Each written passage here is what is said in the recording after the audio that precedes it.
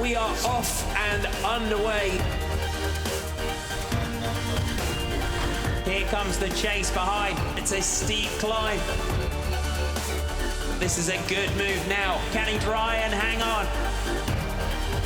Lines up for the sprint. Can he steal this one? Is he going to take the stage? Yes, he is.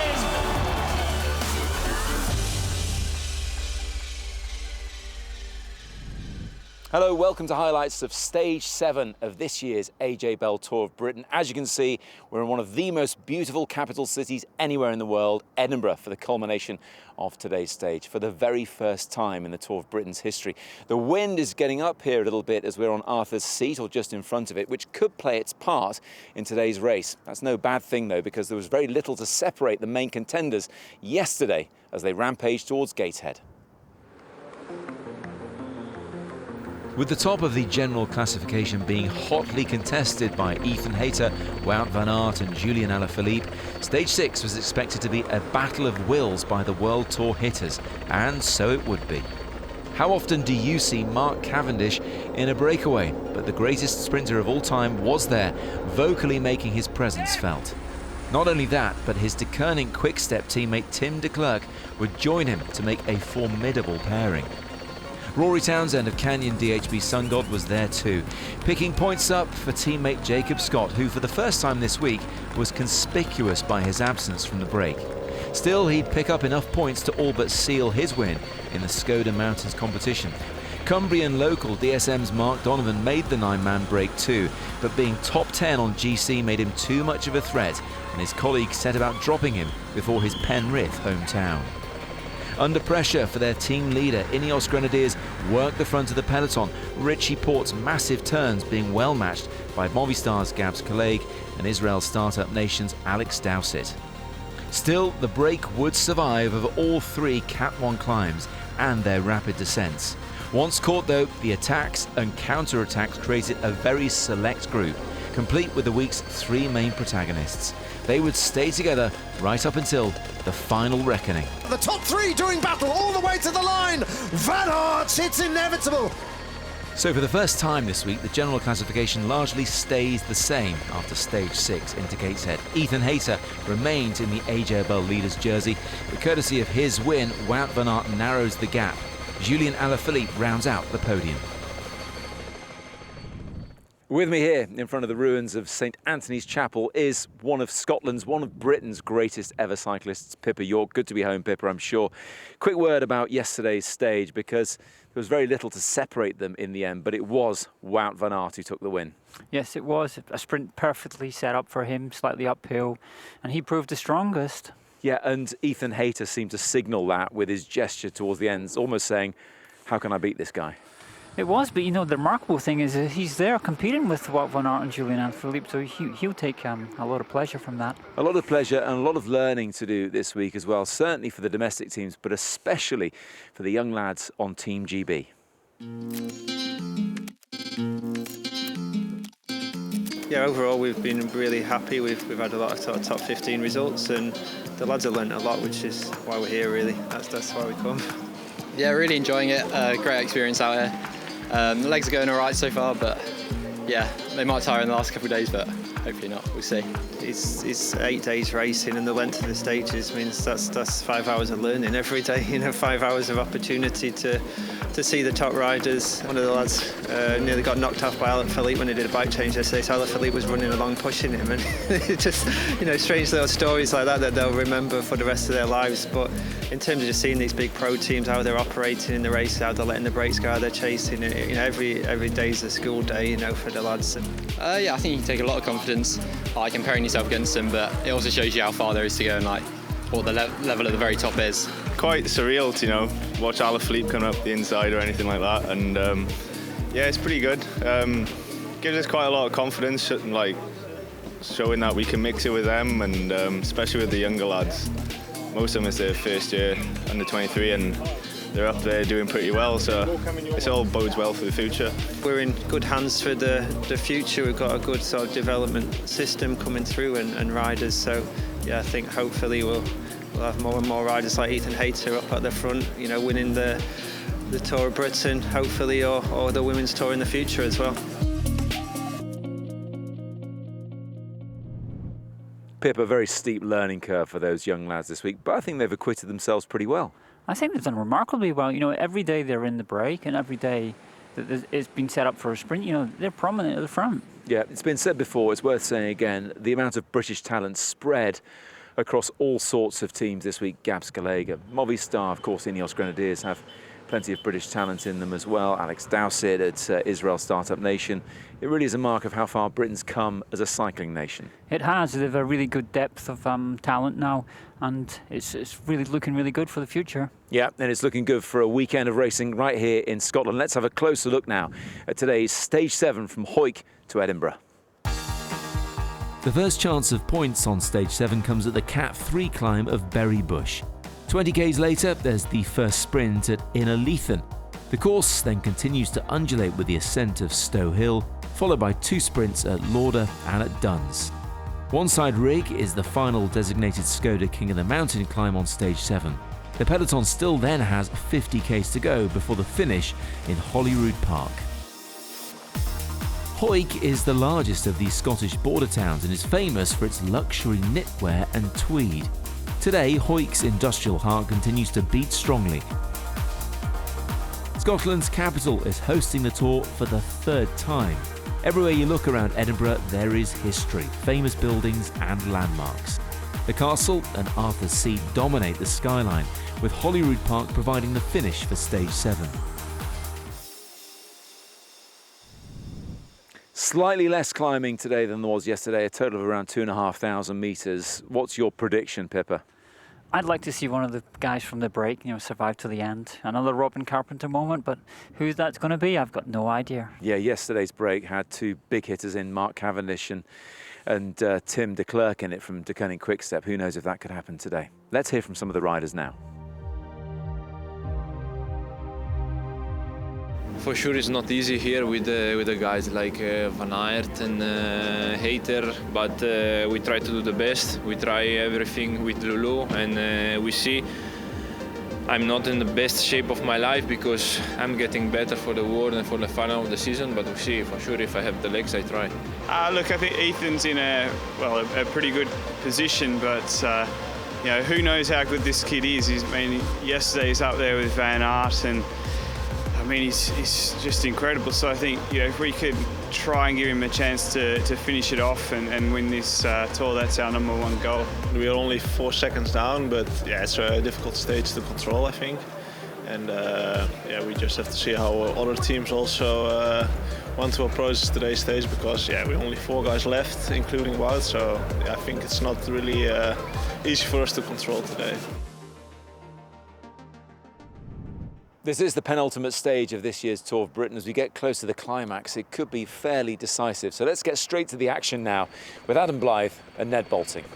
Thank you very much, Matt. Looking forward to this one. 194.8. It's long again and testing. Perhaps not quite the severity or the amount of climbing on the road yesterday, but nonetheless, as they head out of Hawick in a westerly direction and then up through the Moorfoot Mountains.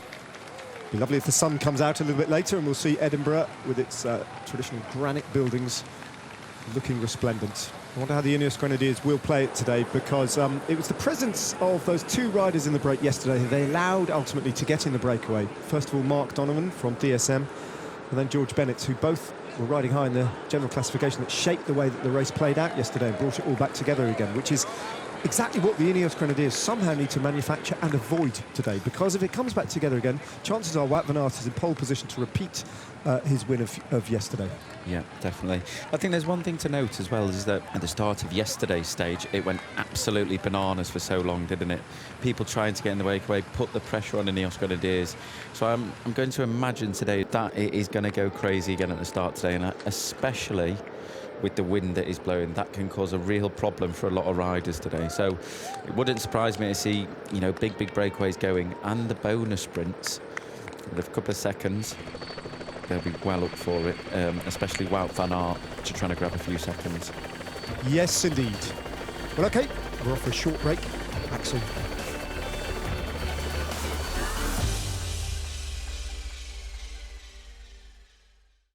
Welcome back to the Scottish Borders and Stage 7 of the AJ Bell Tour of Britain. As per normal, the attack started straight from the off, but the road was too steep for the brakes to stick and were easily shut down. Eventually, though, 10 riders did manage to get away, and things appeared to calm down. That was until Dan Martin shot off the front on an uncategorised section, causing absolute chaos in the peloton. It led to 10 becoming 7, and with Matteo Jorgensen too high in GC for the liking of the De Koning Quickstep duo, he was dropped alongside Irish champion Ben Healy. The thing is, the Movistar American was just too strong and got back on in time for the first KOM at Berrybush. Davide Ballerini crossed the line first as they rolled through. At Innerleithen, the American Jorgensen was first for the Iceberg sprint points. Richie Porte was once more driving the peloton for Ineos Grenadiers behind. As we rejoin Adam and Ned, the gap is steady at around 7 minutes as we continue through the beautiful Borders. Ribble well tight with Matt Gibson, who has ridden at a higher level than this in the past. Spent 2 slightly misguided years at Burgos BH, and I think, they're an interesting team. They get invited to some big races in Spain, Burgos BH, and I can totally understand why Matt Gibson, who was very young when he went there at the time, chose to try his luck at riding at the second division level in some of the biggest bike races in the world. I think with the benefit of hindsight, it probably wasn't the right team for him at that particular point in his career, and he's dropped back down to this level of racing, British domestic pro. But I think he's one of a handful of riders who probably you'd expect, maybe like James Shaw, maybe even the likes of Rory Townsend, who knows, even Jake Scott. You might think, well, you could probably have another year or two at a higher level and see how he goes.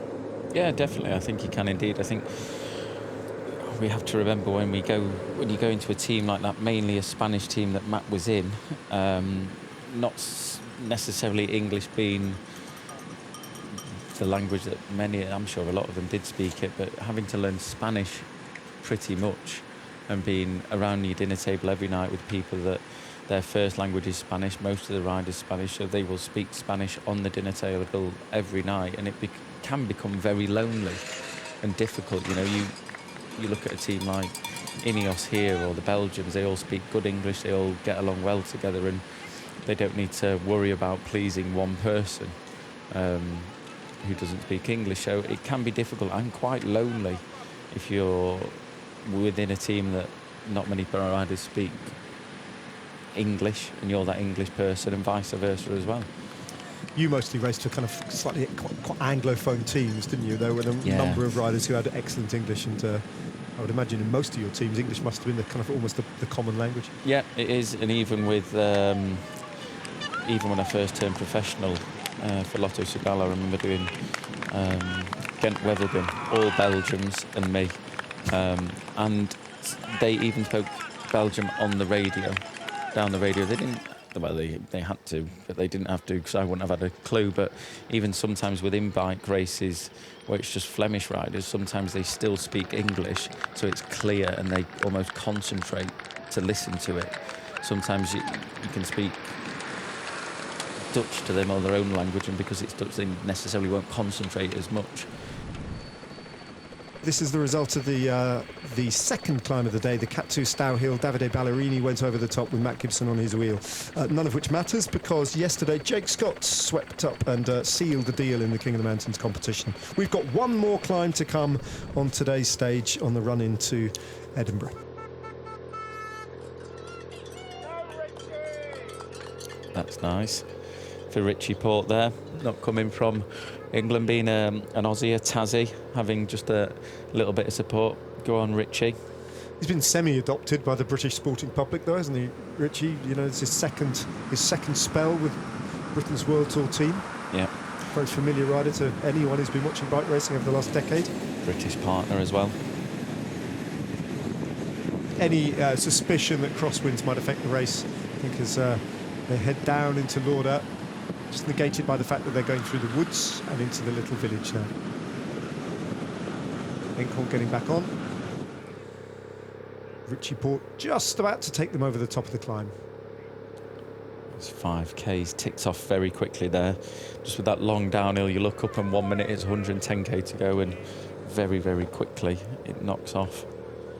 And not a lot of gain in terms of time on that part of the course either, as it being quickly quickly downhill. The rider's going a lot faster. The peloton won't go much faster than those riders are going in that breakaway.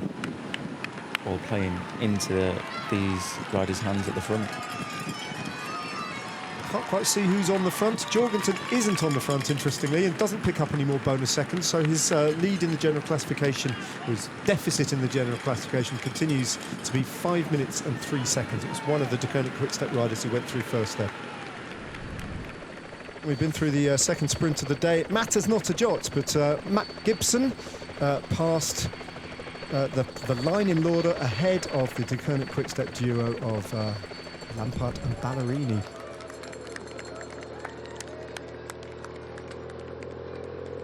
Over the top they go. On the other hand, Adam, they have Rowan Dennis to deploy, don't they? Yeah, and yeah, that can do some damage. Yeah, it definitely can. I think that's what we've seen from Rowan this race is when he wants to shut things down or he gets into a move, it is seemingly it's been quite easy for him. I think he's on great form at the minute, and you know, he's got the World's Time Trial coming up at the World Championships. There might be a point, not to prove, but he would definitely be using this race as training. So if it does become that point where they need to deploy Mr. Dennis, I'm sure we'll see that gap tumble.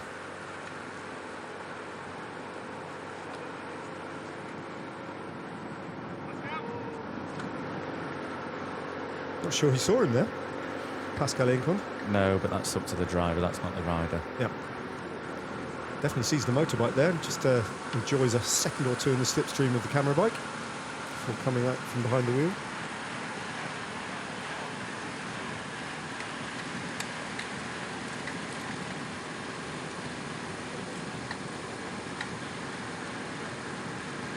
Very rare you see collisions between any of the cars in the convoy and the riders in the peloton, but when you see it, it's quite shocking, isn't it? That incident at the Giro d'Italia with Peter Seri of the Deceuninck Quick-Step team, when he was effectively run over by the Mitchelton Scott team car on a climb. You simply hadn't seen him dropping back from a group on a climb. Could have been a lot worse than it was ultimately. Oh yeah, it is. It can be an absolute nightmare, as it is a nightmare to be at the back of that peloton now. Randall just pushing on over these climbs. A little bit, yep. I think he's just trying to carry his speed. At this point, if you can carry his speed over these little rollers, as you see him doing, it's much easier to do so than sort of slow down and grind over it. But putting the riders behind just in a little bit of, not shock, but just a little bit of wake up. Conversation amongst the Ineos Grenadiers as they look around to see what's happening behind. Rowan Dennis, is it, in conversation? Yeah. He's probably laughing, just saying, he's stringing them out, you know, just doing a little bit of damage. Yeah. He's probably loving it and probably laughing about it. And we're inside 100 kilometres to go, at least at the front of the race, for the 6 riders at the front, 2 of whom have stopped by the side of the roads for a pee, and as a result, you can see Davide Ballerini's just tapping through easily now, waiting for Yves Lampard. Doesn't want to make it hard for his teammate to get back on. So just a little bit of speed knocked off, and even Chris Blevins at the front understands the race situation, and they're just knocking it back now. I think within the breakaway they'll do this just because they don't have the amount of team cars behind, they don't have the length of the peloton as they do when you're stopping for a wee in the peloton. There's less things to help aid you to get back into the group, and because strength in numbers in this, they need the other riders to come back. They will back off ever so slightly, but within the peloton, generally when someone stops for a wee, just carry on as well. I've never thought about that before. Yeah. There you go, another little detail. On the other hand, 2 of them stopped at the same time, didn't they? So they can kind of work with each other just to close the gap a little bit, Incon and Yves Lampard. Matt Gibson on the other hand has other ideas. Big moment for Matt Gibson, this. Really big moment for this man. Who knows? This is an opportunity for him to relaunch his career, it could be a very big day indeed.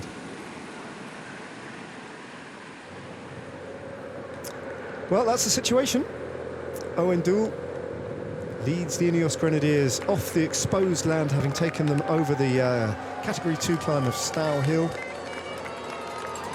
And then into the village of Lauder, the second intermediate sprint, through which the breakaway has already passed 7.5 minutes earlier. So the race is pretty stable now, but we are within 100 kilometres of the finish line now. And Mathieu Jorgensen still has a virtual race lead of 2 minutes and 25 seconds. And a good folk of the borders still out in force by the side of the road. As Matt Gibson, touching on it earlier, he'll be thinking, what an opportunity this might be. It is an opportunity. I mean, he's already potentially career-changing for him. Yep, and I think along with that is being in the breakaway with riders that he's in this breakaway with. They're good riders, they're big-name riders, so for him to be even in that breakaway, it's already great. For him to get a result would be just a bonus. We'll be back after a short break.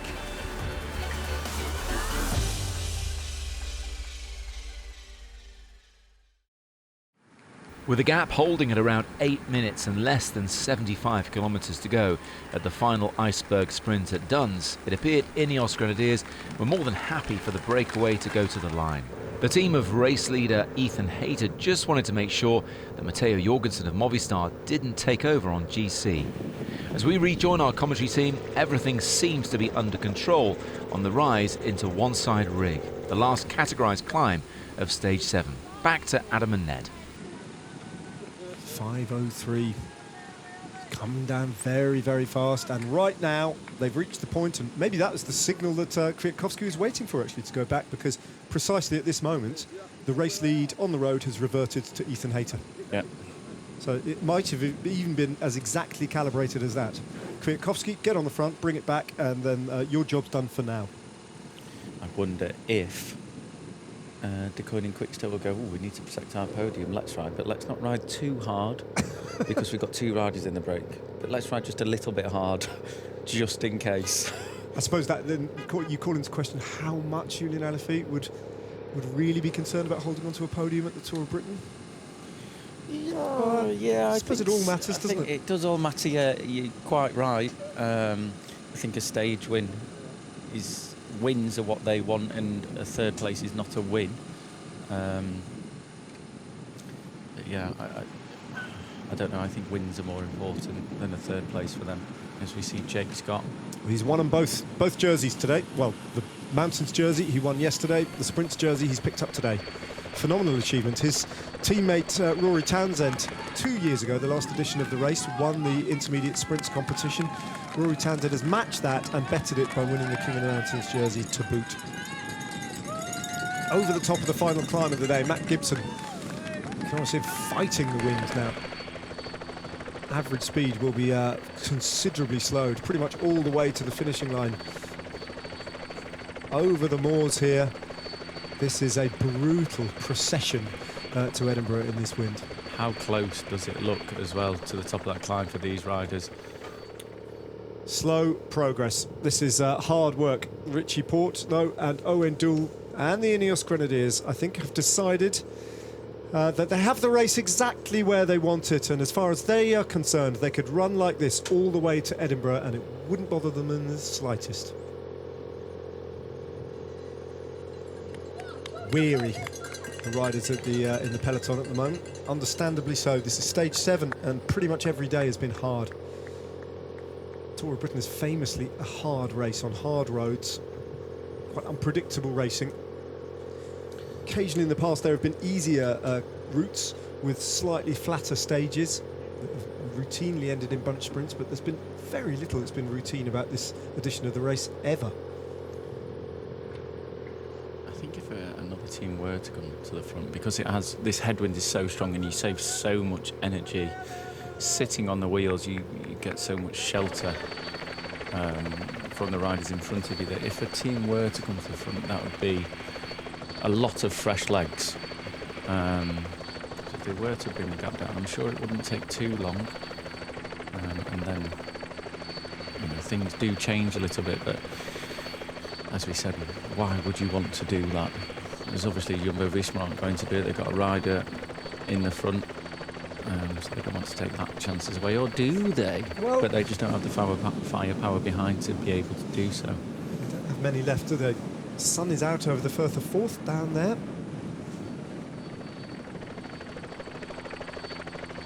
Grinding their way up this on this categorised climb, I should say. One side rig. No sign that anyone wants to take this up, and 5, 6, 7 kilometres have passed since Michał Kwiatkowski completed his very targeted ride on the front. Very effective ride as well. That was clearly designed just to snuff out the risk of losing the jersey. Promptly, as soon as that was achieved, literally as soon as it was achieved, he just drifted back and now sits on the wheels of Owen Dool and Richie Port. The race under control again. That said, actually, Matteo Jorgensen is the race leader on the road now by about 12 seconds. Once again, the leader's jersey changed hands. Owen Dool spearheading the peloton as they try and push through this prevailing westerly. The September wind blowing in from the Atlantic across the central belt of Scotland, from west coast to east coast. Over the final climb of the day, the Ineos Grenadiers pretty much have this under control now. Matt Gibson was the first rider over the final climb of the day, and the first 6 riders are the 6 riders who are still up the road with a 5-minute and 20 lead. They face a little bit of an attack on the right-hand side of the road from that lad who's technically not allowed to use the pavement, so the UCI might have to have a look at that. Technically not, but he's going faster than those riders are at the minute. He's doing all right, it's a big dig. They can't let him get too much of a gap. He might just go. Up and down the curb as well. He's flying at the minute. He is. Absolutely flying, that's it. You look behind, find where they are. Someone needs to get on his wheel. Yeah, they're having to react now. They're going to peg him back, surely. Maybe went a little bit early. Signs of a little bit of inexperience, but what an engine. And the young lad from Hub getting there, something brilliant. Brilliant. Moment of the tour so far. Well done to Pascal Encon. That is great what moment. Cycling is all about. Fantastic. Absolutely amazing. 10 kilometres, 9.4 to be precise. And the pace at the front of the race amongst these 5 riders just stalls a little bit as they continue to attack one another. Yves Lampaert is at the moment orchestrating most of the moves, the Belgian. He's playing this brilliantly. Looking around, so lucid, so wide awake to tactics and dictating terms. That's the other thing. Everyone else is having to follow his tactics at the moment. As once again, precisely as he did last time, Yves Lampaert just teases Matteo Jorgensen, goads him into sitting just in front of him, has him where he wants him. I wonder whether Lampaert has identified Jorgensen as being a strong rider as well and needs to keep a close eye on him, especially on these little climbs. Definitely a strong rider, but also a rider that is not as fast as sprinting as the others. I think that's the main thing. Each and every one of these riders in this break are strong. It's just who's the better sprinter. Gibson, very quick as we know. Ballerini, very quick as we know. Encon still trying to figure out perhaps how he wins from here. Pascal Encon has won races in the past in his own name. One UCI win to his name. Still a developing rider, but very much a domestique from Jumbo-Visma. Hasn't been in this position very many times in stage races.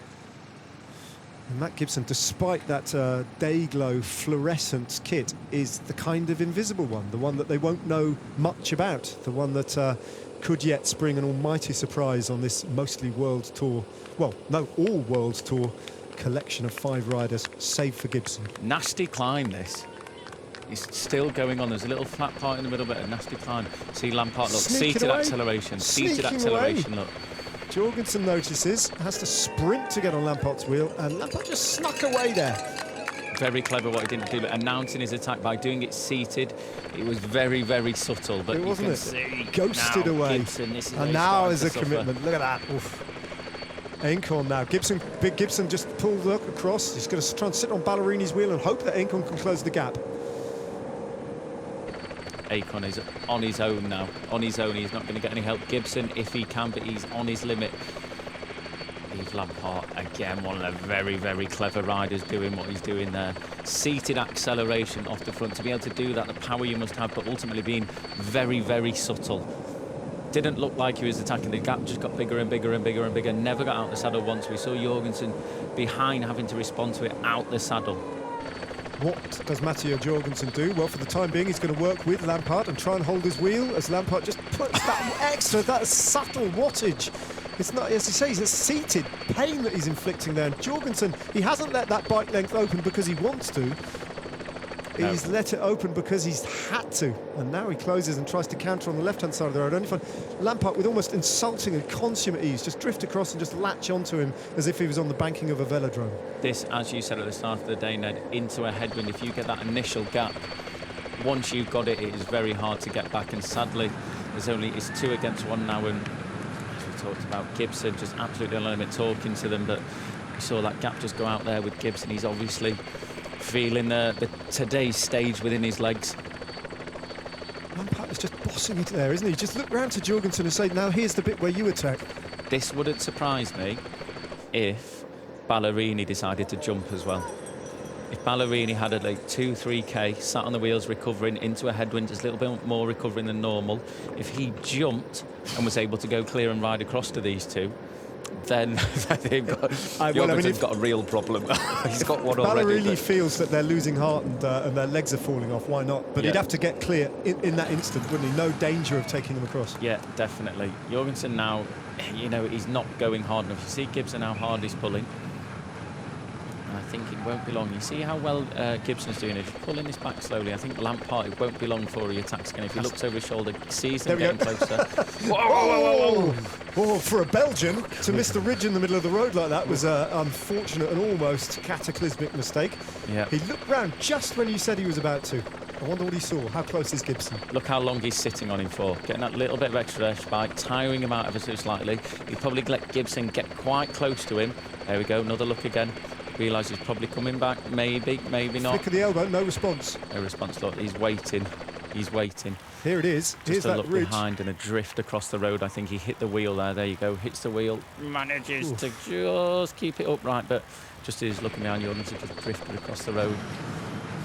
Gibson Gibson's almost on. Brilliant riding by Gibson there. Lampard goes again on the right-hand side. He's gone once again.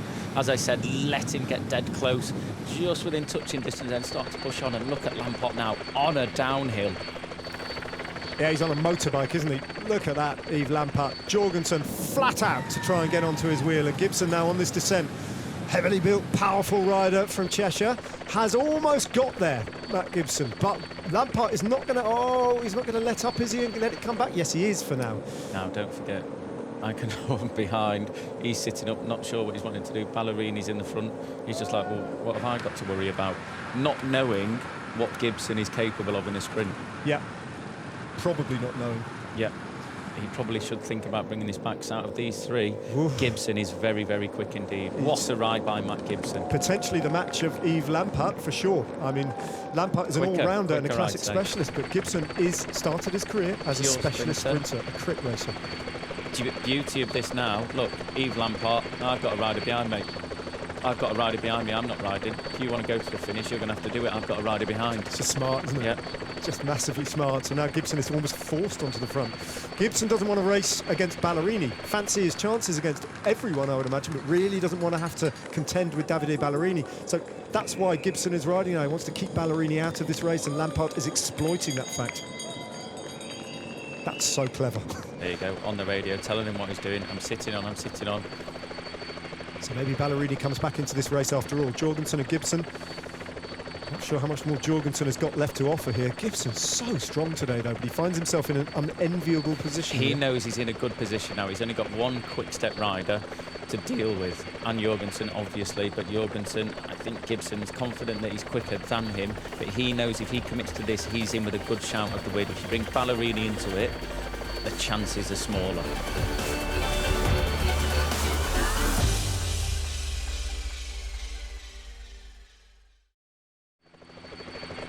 Welcome back Gibson attacking, Go on, Matt 3.1 Gibson. kilometres from home. He's in a very, very strong Watch Lampard. mental and physical frame of mind, but he's got the nightmare of Yves Lampard, Oh, who's seeing things Jorgensen very big as Jorgensen goes on a big, big sweep round to the left, almost hampering himself there by trying to avert a collision with that central reservation, and Gibson having to battle now to get onto the wheels. Does it, shuts it down. Those three now 20 seconds clear of Davide Ballerini and Pascal Incorn. It's between these three now, you suspect, unless they really slam the brakes on and the other two come across. Still got 2.8 kilometres to go, though. Meanwhile, the peloton is 2.5 minutes behind and completely out of contention. I think, unless that time gap was wrong. Where are they? Ineos Grenadiers with Ethan Hayter on their wheel, but right up front, this is where the stage win is being contested, and Gibson goes. A third attack from Matt Gibson ever since he rode across to join these three. And that in itself was a considerable achievement when he found himself off the back with Davide Ballerini and Pascal Incorn. Gibson, alone amongst those three, is part of the front of this race now. Yeah, Gibson here trying to just keep it going, not really an attack to try and drop the other riders, trying to keep the pace moving a little bit. He doesn't want the other riders to get any closer, so just trying to lengthen the gap a little bit. I think this is 1k to go now. We're not far off, not quite. No, there's a little bit of descending. That's Arthur's Seat now. We're into the park surrounding Arthur's Seat. And Lampard. Fast finish this down into the finish as well. Slow down, and we're just coming around 2k, That's 2k to go. Gibson on the front. Jorgensen probably, on paper, has the least fast finish, definitely of Gibson and almost certainly of Yves Lampard as well. So Jorgensen has to do something here if he's going to win this race, and he has to hit out from a long way out and hope he can hold them off. He's in the right place to do that. Matteo Jorgensen just on the tails of the other two, and Gibson sets the pace, but look at the way his head's cocked over to the left. He's just checking all the while to see where Lampard is, trying to read the expression and the body language of the Belgian, who's just glued to his wheel. Glued to his wheel, and let's not forget, if anyone wants to attack now, it's downhill. It's a lot easier to respond to it. You get the slipstream effect a lot more, but all downhill it is going to be a rapid finish to the line. And as we know, Matt Gibson rides a lot of criteriums, a very, very fast finisher. Track experience in his background as well that he's showing here as he uses the perimeters, the side of the road, takes him over to the left, then the right, then switches back to the right again, looking around, pinning, making sure there's no room on the right-hand side for Lampard to attack, and that's why he knows where he is if he simply looks round to the left. 1 kilometre to go now, so pretty much a straight all the way round to the finish. Slightly downhill, not by much, but Lampard in a great position. He's got the fastest man, Gibson, in front of him. Yeah, but Gibson can afford to just back off ever so slightly. I know it's a quick road. He is, yeah, he's just he's measuring his effort, Matt Gibson. They've got enough of an advantage. It will be between these three. Jorgensen is waiting. Surely Jorgensen has to try and go long. Lampard will be aware of that, but all his concern at the moment is the man in front as Gibson keeps an eye on Lampard. It's almost like those two are in a race of their own and have potentially discounted Matteo Jorgensen. Jorgensen, he's just waiting to go. He'll have to try and go long. He can't try and match these guys in a sprint. He must know that he's not the quickest, but that's got to be 500 metres to go, 400 metres to go. You can see Matt Gibson looking more. Another look over the shoulder. Yves Lampard just sitting out into the wheel a little bit, into the wind ever so slightly, and now he's out the saddle and he goes. Here it is, the battle is engaged. Yves Lampard, one big acceleration. No bluffing here from Lampard. He's pushing for the line. Gibson's going to need all the power in the world to get on terms with the Belgian. It's tight, but it's not close enough. Lampard takes the win. Dakota Quickstep finally take victory. Jorgensen finishes in second place, and Gibson, how disappointing for him, pinned in third. Yeah, he had to lead that out. 2k to go, he had to sit on the front there. Brilliant ride by all of those riders in the front. Matt Gibson especially, absolutely, for a British rider to be there right at the end of things, did absolutely brilliant. But also Yves Lampard, they're signalling, thumb in the mouth, rubbing his belly. His wife must be pregnant, so nice to be able to get a win finally for Dakota Quickstep, but also to be able to celebrate their new family. Ballerini celebrating the victory of Yves Lampard, and Pascal Incorn unable to do anything given the situation he found himself in. 5 riders then crossing the line. This is the sprint for 6th place that may well emerge from this pack as the Ineos Grenadiers bring Ethan Hayter through 1 kilometre to go. There are the teammates. That's the self-styled Wolf Pack doing it again. They had to win that, didn't they? From the moment that Ballerini and Lampard got up the roads, from the moment that they got rid of the rider who was riding high in the GC, who might have thwarted the possibilities of the breakaway staying away from that very moment onwards, with their numerical advantage and with the quality of the two riders, the prolific winners Ballerini and Lampard. They had to win that bike race. But under all that pressure, Lampard rose to the top and he played them all.